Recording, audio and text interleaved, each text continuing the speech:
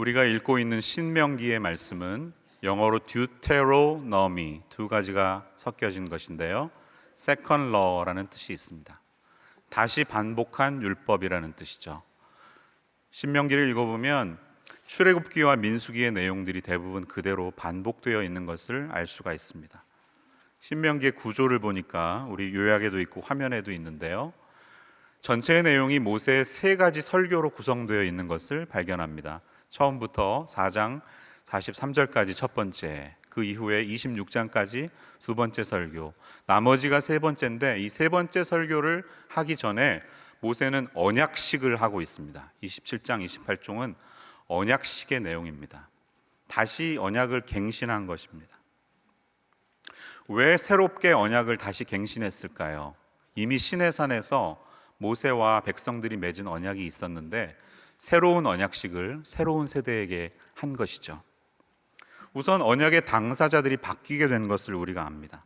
광야에서 반역했기 때문에 9세대들은 38년 동안 방랑하다가 죽게 되었습니다. 여호수아와 갈렙 빼고요. 그래서 이제 광야에서 태어난 새로운 세대들을 중심으로 시대의 흐름이 바뀌게 되었던 것이죠. 이전에 언약을 맺었던 세대가 죽었기 때문에 새로운 세대와 모세는 다시 언약을 갱신하게 된 상황이 이른 것입니다. 이것은 가나안 시대의 시작을 선포하는 것입니다. 이제 요단강을 건너서 가나안으로 들어가면 새로운 시대가 오는데요.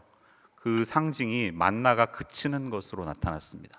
여호수아 5장을 읽어보면 매일매일 내리던 만나가 더 이상 내리지 않고 그 땅에서는 이제 농사를 지어야 먹고 살 수 있는 새로운 시대가 열린 것입니다. 만나로 상징되는 광야 시대가 막을 내리고 곡물로 상징되는 가나안 정착의 시대가 열리게 된 것이죠. 새로운 세대, 새로운 시대, 그리고 새로운 지도자. 광야에서 이끌었던 모세는 이제 느보산에 올라가서 요단강을 바라보면서 죽게 되고요. 새로운 지도자 여호수아가 위임받게 되죠. 이 새로운 지도자의 계승을 앞두고 모세는 어떠한 심정을 가지고 이 언약식을 진행했을까요? 이것을 통해 우리에게 주시는 하나님의 메시지를 붙들 수 있는 오늘 아침 되기를 바랍니다. 여러분, 세대라고 하는 것은 바뀝니다. 그것을 거부할 수 없습니다. 세대는 항상 바뀌는 것입니다. 모세와 여호수아는 다른 사람입니다. 동일하지 않습니다. 그러나 그들에게 동일하게 있는 것은 하나님을 사랑하는 마음이었습니다. 다른 세대였지만 하나님을 섬기고 그분을 예배하고 따르고자 하는 마음은 같았다는 것입니다. 하나님을 섬기는 환경도 달라질 수가 있습니다. 이제는 광야 생활이 아니라 농경 생활을 하는 가나안 땅으로 들어가고 새로운 시대를 맞이했지만 하나님의 나라의 백성으로 여전히 순종해야 하는 사명은 똑같습니다. 도전의 대상도 달라졌습니다. 광야에서는 맹수의 위협이 있었고 목마름이 있었고 배고픔이 있었고 추위가 있었는데 그래서 생존하기에 급급했는데 가나안 땅에 들어가면 하나님을 전혀 알지 못하는 새로운 사람들이 거기 있었습니다. 완전한 이방 문화, 전혀 하나님을 모르는 이방 문화에 젖은 민족과 영적인 싸움을 해야 되는 도전이 이들을 기다리고 있었던 것이죠. 마치 이런 것 같아요. 펜실베니아의 랭캐스터라고 하는 도시에 혹시 가보셨습니까? 거기에는 아미시들이 살고 있습니다. 아미시 마을이 있는데 전기 아무것도 없습니다. 마차 타고 지금도 이동합니다. 이 아미시들이 맨하탄으로 이사를 간다. 한번 이렇게 생각해 보십시오. 얼마나 커다란 충격이 있을까요? 문화적인 충격은 이루 말할 수 없을 것입니다. 그러한 수준의 광야에서 태어나서 매일매일 만나를 먹던 사람들이 완전히 새로운 세상, 하나님을 전혀 알지 못하는 음란하기가 가득한 그런 문화에 들어갔을 때 그들이 맞이할 도전은 다르겠죠. 그러나 세대는 바뀌지만 하나님을 섬기고 그분의 뜻을 따라야 하는 사명은 변치 않는다는 사실을 우리가 기억해야 하겠습니다. 저는 X세대라고 할 수가 있습니다. 저희 때 뭐 오렌지족 뭐 이런 거 있었습니다. 야타 뭐 이런 야타족도 있었는데요. 90년대 초반에 20대의 젊은 시절을 보냈습니다. 한국에서는 저보다 조금 앞선 시대를 사셨던 분들을 80년대에 대학생으로 살았던 세대들을 그 당시 386 세대라고 불렀고요. 지금 이제 그분들이 586 세대가 됐고 현재 한국 사회의 기성세대라고 할 수 있습니다. 그 앞에 계신 분들은 뭐 여러 용어가 있는데 저는 그냥 국민교육 헌장 세대라고 부르고 싶습니다. 그런 거 외우면서 사셨던 분들. 저는 잘 모릅니다. 국민교육 헌장. 이 미국에서는 2차 세계대전 이후에 태어난, 그때 막 이제 베이비들이 많이 태어나서 베이비 부머라고 하고요. 그 이후에 버스터들이 있고 또 저희 같이 이렇게 X세대들이 있습니다. 그리고 X세대를 다 지나서 2000년대쯤에 청년 시절을 보냈던 80년대 이후생들을 우리는 새천년을 경험한 밀레니얼이라고 부르죠.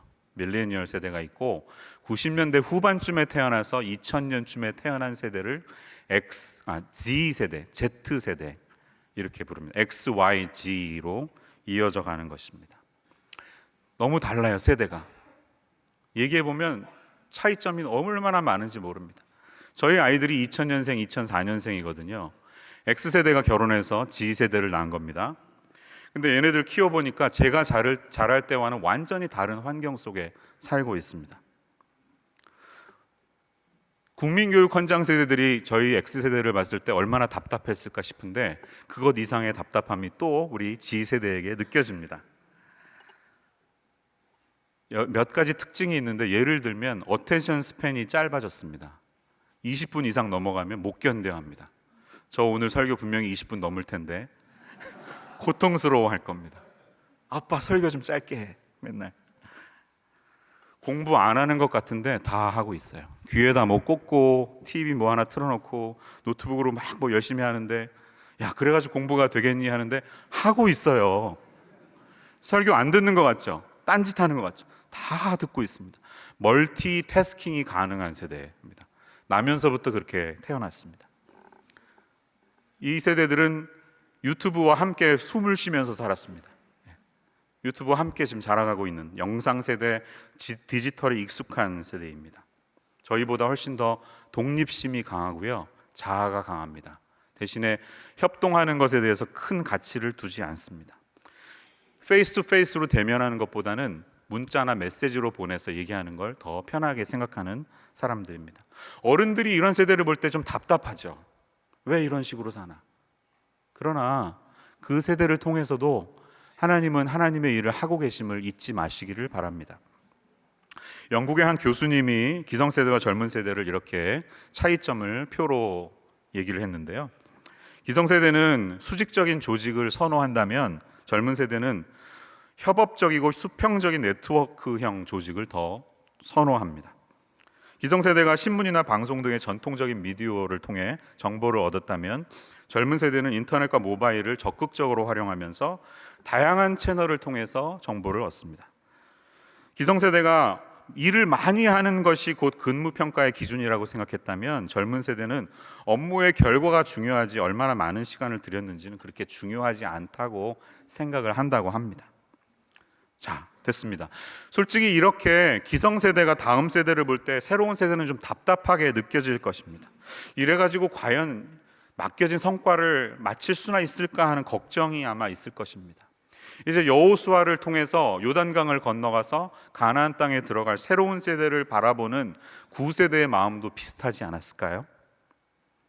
그러나 중요한 것은 출애굽의 목적이자 시내산 언약의 완성을 이루는 가나안 입성의 결과는 구세대가 하지 않고 새로운 세대가 완성했다는 사실, 거기에 하나님의 뜻이 있었다는 사실을 우리는 붙들어야 합니다. 밀레니얼들이나 G세대는 기성세대가 보는 것처럼 걱정거리만 가득 찬 그런 세대일까요? 그렇지 않다고 생각합니다. 모든 세대가 다 하나님을 사랑하는 마음이 있는 것처럼 이들을 통해서도 하나님이 계획하신 하나님의 뜻이 있을 줄로 믿습니다. 그들은 높은 자존감이 있습니다. 저희들이 은혜 받을 때는 벌레마도 못한 죄인 뭐 이런 찬양 불렀는데요, 새로운 세대는 당신은 사랑받기 위해 태어난 사람 이런 거 부르면서 자랐습니다. 그들은 삶의 우선순위도 다르고 관계를 맺는 방식이 다르지만 여전히 그 새로운 세대를 통해서도 하나님은 그분의 나라가 확장되기를 바라는, 그들이 가나안 성에 들어가고 약속의 땅을 정복하기를 바라시는 마음이 있었을 것입니다. 그렇다면 모세는 이 새로운 세대를 향해서 어떻게 하나님의 마음을 담아서 새로운 언약식을 갱신했을까요? 이 신명기에 나타나는 그의 설교를 통해서 주님의 마음을 읽어내려가는 이번 한 주가 되시기를 예수님의 이름으로 축원합니다. 우리 모두가 차이점이 있습니다. 세대 간의 차이는 너무나 다릅니다. 그렇지만 여전히 우리는 다음 세대가 하나님이 원하시는 성경적인 세대로 양육되기 위해서 앞 세대들이 해야 할 일이 있는 줄로 믿습니다. 온전한 그 양육을 위해서 우리 앞 세대들은 어떻게 살아야 할까요? 먼저 우리는 첫 번째로 분명하고 가시적인 메시지를 선포해야 합니다. 오늘 본문의 2절과 4절 말씀을 한번 보십시오. 너희가 요단을 건너 내 하나님 여호와께서 내게 주시는 땅에 들어가는 날에 큰 돌들을 세우고 석회를 바르라. 4절 너희가 요단을 건너거든 내가 오늘 너희에게 명령하는 이 돌들을 에발산에 세우고 그 위에 석회를 바를 것이며. 자, 어떤 말이 눈에 띄십니까? 석회를 발라라. 왜 이 돌들에 석회를 바르라고 하셨을까요? 플래스터를 바르면 어떻게 되죠? 거친 돌에 석회를 바르면 일단 하얗게 되고 반듯한 평면을 얻을 수가 있습니다. 그 돌에 바로 글씨를 새기면 누구나 눈에 띄게, 눈에 잘 드러나게 글씨가 나타날 것입니다. 3절에 보니까 이 율법의 모든 말씀을 그 위에 기록하라고 하나님께서 말씀하십니다. 분명하고 쓰기 좋고 읽기에도 가독성이 좋게 돌 위에 석회를 바르라고 하신 것이죠. 자, 이 사실은 무엇을 보여줍니까? 하나님의 말씀이 높은 산 위에 있는 에발산에 있는 돌들의 말씀을 통해 모든 사람의 눈에 잘 드러나도록 하라는 명령입니다. 우리 앞 세대가 다음 세대를 위하여 할 일은 하나님의 말씀으로 사는 삶이 이들에게 잘 보여질 수 있도록 살아가는 삶이라는 것이죠. 우리 그리스도인들 중에도 있는 듯 없는 듯 그렇게 살아가는 사람들이 있습니다. 부장님 교회 다니셨어요? 막 3년 만에 알고요. 월요일부터 토요일까지는 전혀 이 사람이 그리스도인인지 알지 못하다가 주일날 그냥 이렇게 성경책 하나 달랑 들고 가는 것을 통해 교회 다니는구나 알 수 있는데 요즘에는 차마 그것도 모릅니다. 왜냐하면 다 성경책을 앱으로 보기 때문에. 자, 절대적인 것은 아니지만 저는 정죄하고 싶은 마음은 없습니다. 어떤 분은 성경을 확대를 하고 밝기 때문에 아이패드 같은 거를 통해 보셔야 좋은 분도 있겠죠. 그러나 가능하시면 우리 모두는 성경을 하나씩, 개인적인 성경이 책으로 있어야 한다고 저는 생각합니다. 왜냐하면 우리 기독교는 한 책의 종교입니다. 이것은 우리의 경전입니다. 우리가 리스펙트하고 모든 권위가 여기에서 나오는 것을 인정하는 삶이라면 이 성경을 절대적으로 여기고 리스펙트하는 모습이 저희에게 있어야 한다는 것이죠. 우리는 한 권의 사람이 되어야 합니다. 이 성경을 사랑하고 묵상하는 모습이 없다면 우리가 진짜 그리스도인임을 보여줄 길이 없습니다. 자녀들에게 엄마 아빠가 성경을 보고 묵상하고 한다는 사실을 좀 보여주세요. 때로는 애들이 보는 앞에서 말씀을 좀 읽어보세요. 어떤 목사님이 농담처럼 그러시더라고요. 새벽에 나갈 때 그냥 나오지 말고 애들 발목을 한번 사뿐히 지려밟고 나오래요. 엄마 아빠가 왜 이러지? 새벽 기도 가시는구나.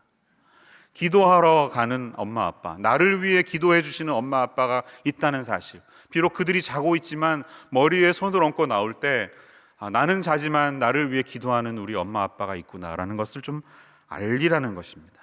Let them know. 분명하게 좀 보여주라는 것입니다. 오늘 말씀의 8절 말씀을 보시면 너는 이 율법의 모든 말씀을 그 돌들 위에 분명하고 정확하게 기록할지니라 이렇게 말씀하고 있습니다. 여러분, 우리는 하나님의 말씀과 그분을 섬기는 모습을 정확하게 보여줄 수 있는 앞세대가 되어야 할 줄로 믿습니다. 주님을 따르고 예수님의 제자라고 하는 이 우리의 모습이, 정체성이 부끄러운 모습이 아니기를 축원합니다. 예수님께서도 마태복음 10장 말씀을 보면 좀 우리에게 강한 톤으로 말씀하셨습니다. 10장 32절 33절 말씀 한번 같이 읽어볼까요? 시작. 누구든지 사람 앞에서 나를 시인하면 나도 하늘에 계신 내 아버지 앞에서 그를 시인할 것이요, 누구든지 사람 앞에서 나를 부인하면 나도 하늘에 계신 내 아버지 앞에서 그를 부인.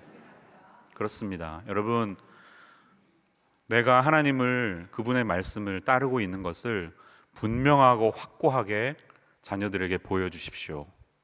그러면 그들도 하나님의 길을 갈 것입니다. 두 번째로, 우리는 다음 세대를 온전히 양육하기 위하여 예배의 겉모습과 형식보다는 예배의 내용과 본질이 더 중요함을 잘 알아야 합니다. 오늘 말씀의 5절과 6절 말씀을 보십시오. 또 거기서 내 하나님 여호와를 위하여 제단은 곧 돌단을 쌓되 그것에 쇠 연장을 대지 말지니라.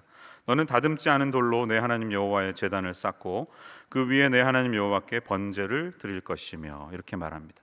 여기에서 쇠 연장을 대지 않고 다듬지 않은 돌로 제단을 쌓으라는 이 말이 의미하는 게 무엇일까요?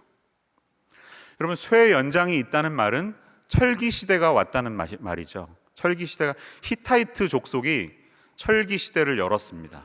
그때부터 전쟁의 수준이 올라가 버렸습니다. 그리고 농사법의 수준이 올라가 버렸습니다. 강력한 철이 있으니까 새로운 문명이 등장한 것입니다. 그런데 모세는 출애굽기에 이미 했던 말을 여기서 또 다시 하고 있어요. 그냥 다듬지 않은 돌로 예배드려. 무슨 말일까요? 어느 중고등부의 부장 집사님이 바뀌었는데 유능한 세일즈맨 출신의 부장님이래요. 이분이 와서 딱 전도사님에게 한 말씀이, 목사님, 우리 중고등부 바뀌려면 조명하고 음향시설 최고급으로 바꾸겠다고. 우리 예산 써가지고 싹 다 바꿔버리자고. 세상에 뒤지지 않게 애들 맨날 가요 프로그램 보면서 뭐 콘서트 다니는데 거기 못지않게 우리가 시설을 그렇게 해가지고 교회 가면 구태의연하다, 이런 말 듣지 않게 하자고, 이렇게 말씀했다는 것이죠. 그분의 그 열의는 알겠습니다. 그렇게 해서라도 다음 세대를 끌어오기 위한 열정은 알겠지만, 예배를 개혁하고 바꿀 때 정말 우리가 관심 써야 하는 것은 무엇일까요? 그것은 스타일이나 형식보다는 예배의 본질이 무엇인지, 예배의 내용이 무엇인지를 하나님은 더 보신다는 사실을 우리가 기억해야 합니다. 예배의 진정한 본질은 우리의 마음에 있지, 그 겉껍데기를 바꾸는 것으로 예배를 개혁했다고 말할 수 없다는 것이죠.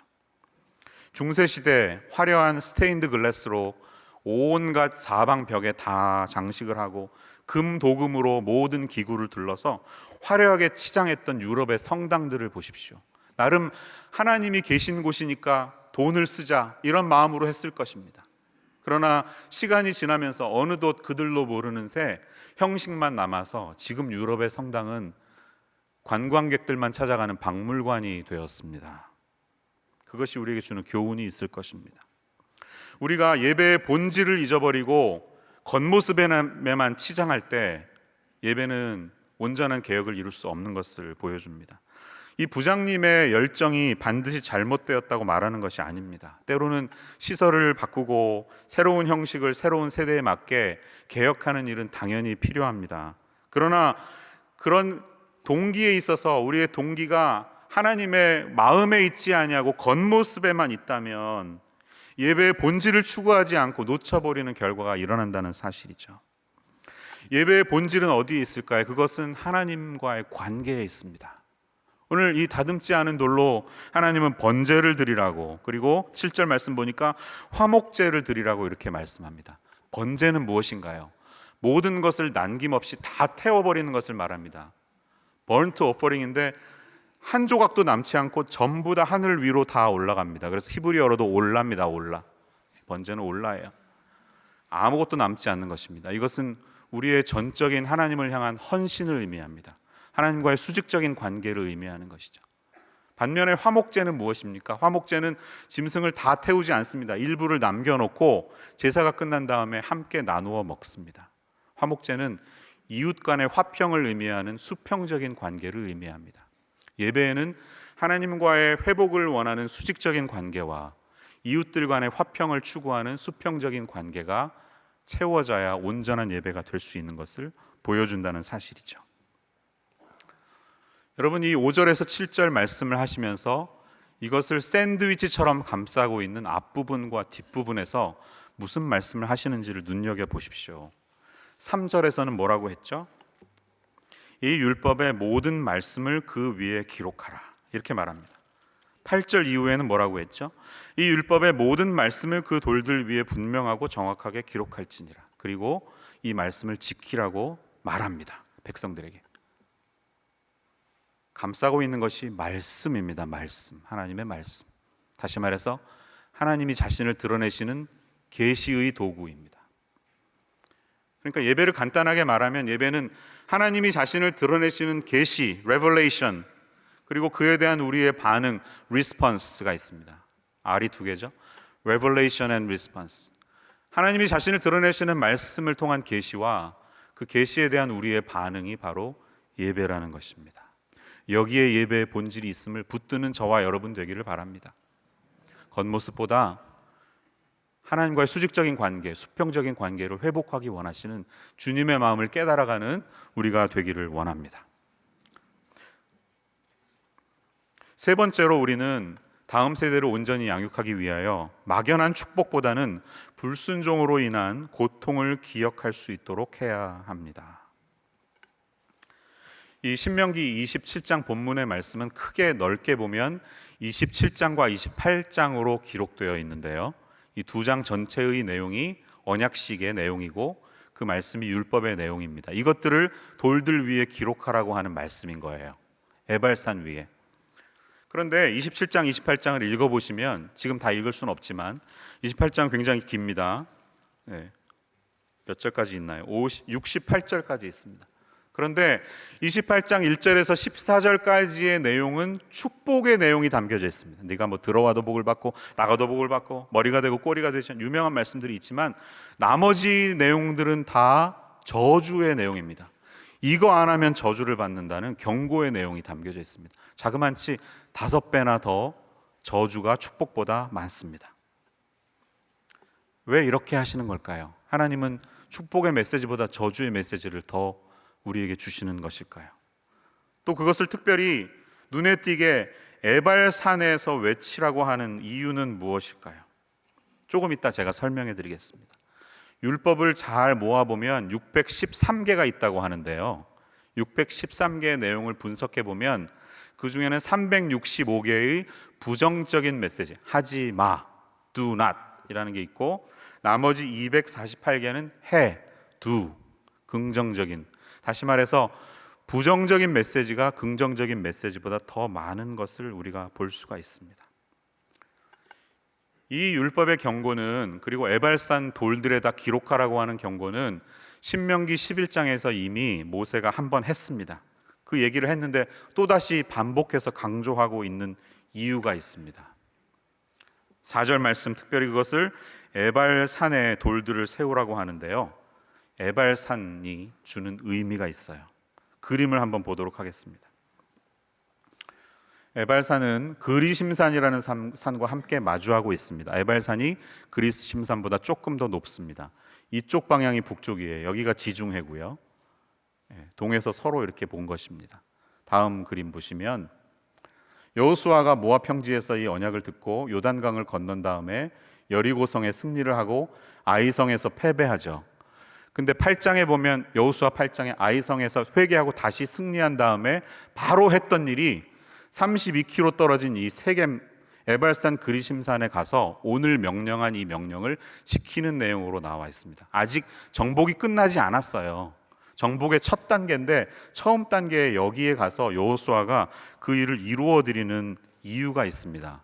당연히 모세의 명령을 지키기 위해서지만 이 지리적인 위치를 보면요, 다음 그림 보시면 에발산은 925m, 그리심산은 남쪽에 있는데 그것보다 약간 더 낮습니다. 에발산이 더 높습니다. 이쪽은 상대적으로 민둥산이고요, 여기는 나무가 더 많답니다. 그러니까 풍요와 빈곤을 상징하는데, 그래서 여기에 저주를 상징하는 메시지가 여기서 선포되고 이쪽에서는 축복의 메시지가 있었습니다. 이 27장 이후를 읽어보면 여섯 지파를 나눠서 이쪽에서는 축복의 메시지를 외치고 저주를 외치고, 남쪽의 그리심산에서는 축복의 메시지를 외치는데, 외칠 때마다 백성들이 아멘 아멘 하면서 응답합니다. 자, 하나님이 보여주시고자 하는 메시지가 있습니다. 그것은 언약은 축복과 저주가 함께 간다는 것이에요. 여기는 골짜기가 되었고요, 굉장히 잘 들렸다고 합니다. 그리고 이 밑에는 그 유명한 세겜 땅이 여기에 있습니다. 세겜의 의미가 왜 중요한지는 조금 이따 설명해 드릴게요. 세겜을 잘 기억하세요. 백성들은 여기에서 모세와 백성들이 외쳤던 율법의 메시지를 들으면서, 특별히 저주의 메시지를 들으면서 아멘 아멘, 골짜기에서 울려 퍼지는 그 메시지들을 시청각 효과를 얻으면서 평생 동안 잊지 못할 기억에 담았을 것입니다.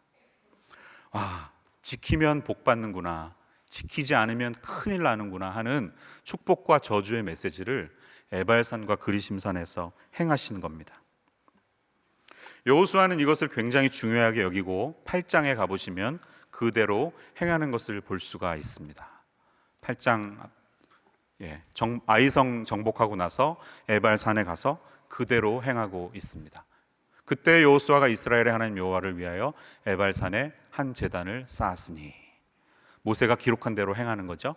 그리고 이 사실을 평생 동안 잊지 못해서 여호수아 24장에 가보면 여호수아가 죽으면서, 나이 들어서 110세의 나이 많아 죽으면서 여호수아도 마지막 설교를 하는데요, 그 마지막 설교에서도 이 얘기를 또 합니다.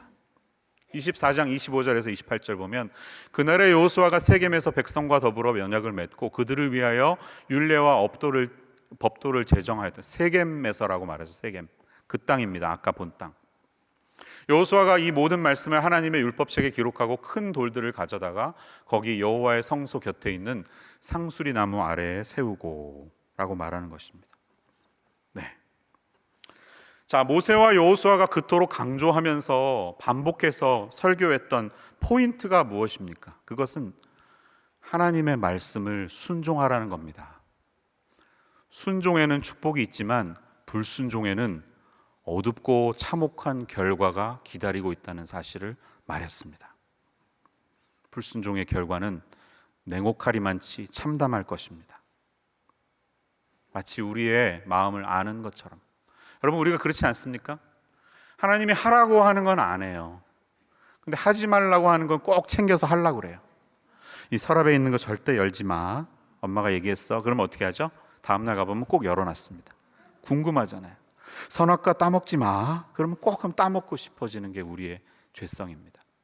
불행하게도 우리는 부정적인 잘못된 행동을 통해서 레슨을 배우는 것이 너무나 익숙한 그런 죄성으로 가득 찬 존재들임을 하나님은 너무도 잘 알고 계십니다.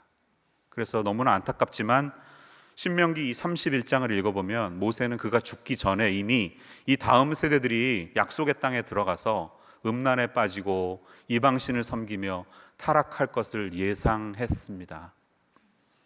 예상했지만 안타까움 속에서 제발 그렇게 살지 말라고 하는 경고를 담고 있는 것입니다. 여러분, 엄마로서, 아빠로서 자녀들에게 따끔한 충고를 주려면 어떻게 하세요? 사랑하면서 살아, 친절해, 이것보다는 이거 만지지 마, 그러면 더러워져, 도둑질하지 마, 너 큰일 나, 이렇게 우리는 두 낫에 더 익숙하지 않습니까? 왜? 그렇게 따끔하게 경고를 해야 자녀들이 정신을 차리거든요. 하나님도 비슷한 심정으로 지금 말씀하시는 겁니다. 축복보다는 저주가, 경고가 더 많아서 너무나 잘못된 길을 가는 것이 자연스러운 우리의 죄성을 아시고 그것을 지적하고 계시는 하나님의 마음을 우리가 볼 수가 있습니다. 어두운 그들의 그림자를 바라보며 안타까운 심정으로 이 새로운 세대를 향해서 불순종의 결과가 얼마나 아픈 것인지를 리마인드 시켜주는 모세의 심정을 통해 하나님의 마음을 우리는 깨달을 수 있어야 하겠습니다. 자, 여기에 만약에 오늘 설교가 이렇게 끝난다면 여러분, 우리의 마음이 얼마나 어둡고 불편하게 집에 가겠습니까? 아이고, 저주받는구나. 그러나 우리는 이 에발산과 그리심산 땅에 위치한 세겜 땅에서 하나님이 행하신 일들을 지켜보며 우리의 죄성으로 인해 절망하지 않고 새로운 소망을 가져야 하겠습니다. 왜 그럴까요? 세겜 땅은 의미가 있는 땅이기 때문입니다. 아까 보여드렸던 그 세겜 땅은 스토리가 있습니다. 지나간 역사를 생각해 보죠. 처음 세겜이 언제 등장하죠? 아브라함이 12장에서 처음 하나님의 부르심을 받고 하란을 떠나서 내가 지시한 땅으로 가라고 명령을 받습니다. 그리고 간 땅이 어딘가요? 본문을 올려주시면 아브라함이 그의 아내 사레와 조카를 얻고 하란에서 모은 모든 소유와 얻은 사람들을 이끌고 가나안 땅으로 가려고 떠나서 마침내 가나안 땅에 들어갔습니다. 아브라함이 그 땅을 지나 세겜 땅 모래 상수리 나무에 이르렀습니다. 거기에 정착하면서 제단을 쌓고 처음 예배드린 곳이 바로 세겜이라는 땅이에요. 아까 봤던 그 자리. 거기서 처음 예배가 이루어졌습니다. 야곱의 때가 이르렀습니다. 야곱이 도망 다니다가 바단 아람에서부터 가나안 땅 세겜 성읍에 이릅니다. 다음 33장 올려주시면 세겜에 이르러서 그 성읍 앞에 장막을 치고 백크시타라는 돈을 주고 땅을 사서 그 땅에 제단을 쌓고 그 이름을 엘로에 이스라엘의 하나님이라는 이름을 붙이고 다시 예배하는 회복의 시간을 갖습니다. 이렇게 세겜의 전통은 중요합니다. 예배가 시작된 곳이고 예배가 이어진 곳입니다. 아브라함의 예배, 야곱의 예배가 있었습니다. 그리고 야곱은 우물까지 사서 세겜 땅에 가보면 야곱의 우물이라는 우물이 있어요. 요셉도 죽으면서 그 자리를 못 잊었는지 내가 죽으면 뼈를 가지고 나와서 출애굽하면서 묻어달라고 하는데 요셉의 무덤이 바로 세겜에 있습니다. 그리고 오늘 우리가 읽은 것처럼 모세가 명령해서 여호수아에게 들어가서 제단을 쌓으러 간 것도 이 세겜 땅입니다. 에발산에 가서 제단을 쌓아라 이렇게 말씀한 것이죠. 그만큼 예배가 있어야 하고 예배가 정착된 곳입니다. 남유다와 북이스라엘로 왕국이 갈라졌을 때 북이스라엘의 신전을 쌓은 것도 바로 이 땅 그리심산에 신전을 쌓아서 예배했습니다. 자, 예수님의 때로 가볼게요. 요한복음 4장에 가면 사마리아 성에 사는 수가성에 있는 여인을 만나죠? 기억나시죠? 수가성이 어디 있을까요? 세겜 땅에 있습니다. 세겜이라는 땅의 일부 지역이 바로 수가성이에요. 예수님과 그 여인이 나눈 대화의 주제가 뭡니까? 우리 조상들은 여기 그리심산에서 예배하는데 당신들은 저기 예루살렘에서 예배하는데 어느 예배가 진짜입니까? 어떻게 어디에 가서 예배를 해야 됩니까? 이렇게 물으니까 예수님이 뭐라고 말씀하시죠? 장소가 중요한 게 아니야. 하나님은 영이시기 때문에 장소를 보시지 않고 너희들의 신령과 진정으로 예배할 것을 원하시는데 대화에 이어지는 내용을 보면 바로 내가 예배 대상이다. 나를 예배해라. 이렇게 말씀하십니다. 예배로 시작된 역사의 마무리를 바로 세겜에서 예수님은 그 예배의 이야기를 하시면서 그 예배가 나를 향한 예배가 되어야 하는 것으로 마무리 짓고 계십니다. 자, 에발산의 저주 얼마나 두렵습니까? 축복보다 저주가 많은 613개 율법의 무게를 지니고 그것을 지키기 위해서 하나라도 어기면 구원받지 못하기 때문에 지금도 유대인들은 그 무거운 율법의 짐을 지고 하나님을 섬기며 살아가는데요, 구약의 결과는 에발산의 두려움이라는 거예요. 오늘 신명기를 읽으면서 그렇게 끝날 수도 있어요. 하나님을 믿는 일이 이렇게 힘들구나, 두렵구나. 그러나 여러분, 우리의 시각을 넓게 펼치십시오. 그 에발산의 저주를 이기고 극복하시기 위해서 예수님께서는 어떻게 하셨습니까? 하나님께서는 우리의 반복되는 반역의 삶들을 마치 다 아셨다는 것처럼 처음부터 구원의 길을 예비하셨습니다. 6월절 어린 양의 예를 이미 모세 율법을 통해 보여주셨어요. 그래서 에발산의 무거운 저주를 짊어지고 예수님께서 어느 날 십자가 갈보리로 향해 가십니다. 그래서 율법의 저주에서 우리를 자유케 하시고 그 율법이 다시는 우리를 정죄하지 않도록 우리를 해방시키시는 일들을 이루셨다는 사실입니다. 할렐루야. 그러므로 이제 그리스도 예수 안에 있는 자에게는 결코 정죄함이 없나니 이는 그리스도 예수 안에 있는 생명의 성령의 법이 죄와 사망의 법에서 너를 해방하였습니다. 아멘. 에발산의 저주에 놓여서 한 가지 율법이라도 어기는 것이 두려워서 두려움에 떨던 세대들에게 주님은 모든 것을 극복하시고 율법을 온전히 이루신 성취를 하셨다는 것입니다. 그리고 이제는 그것을 지키고 어느 장소에서 예배하고 무슨 법을 따르는 것이 중요한 것이 아니라 너희가 나를 예배하면 돼. 예수님과의 관계, 그분을 나의 주님으로 모시고 나오는 그것이 바로 온전하고 신령한 예배임을 우리에게 가르쳐주고 계십니다. 할렐루야. 갈라디아서 4장 4절에서 7절 말씀을 한번 우리 읽어보도록 하겠습니다. 시작. 때가 참에 하나님이 그 아들을 보내사 여자에게서 나게 하시고 율법 아래에 나게 하신 것은 율법 아래에 있는 자들을 속량하시고 우리로 아들의 명분을 얻게 하려 하심이라. 너희가 아들임으로 하나님이 그 아들의 영을 우리 마음 가운데 보내사 아빠 아버지라 부르게 하셨느니라. 그러므로 내가 이후로는 종이 아니요 아들이니 아들이면 하나님으로 말미암아 유업을 받을 것이니. 아멘. 우리는 하나님의 아들이고 하나님의 딸입니다. 아멘. 613개 율법이 우리에게 무겁게 눌러대는 그 율법의 저주에서 벗어나십시오. 하나님은 무서운 하나님이라기보다는 우리가 아빠라고 부를 수 있도록 그 길을 열어주시고 우리를 기다리고 계신 분이십니다. 누구를 통해? 예수님을 통해 그 일을 행하셨습니다. 그래서 예수님은 세겜 땅에 가셔서 그 예배의 교훈을 우리 모든 백성들에게 보여주신 것이죠. 여러분, 구약에서 읽는 하나님이 두렵고 무서우시죠? 저도 무섭습니다. 그런데 그럴 때 렌즈를 광각 렌즈로 갈아 끼우세요. 그리고 더 넓은 시각으로 성경을 보세요.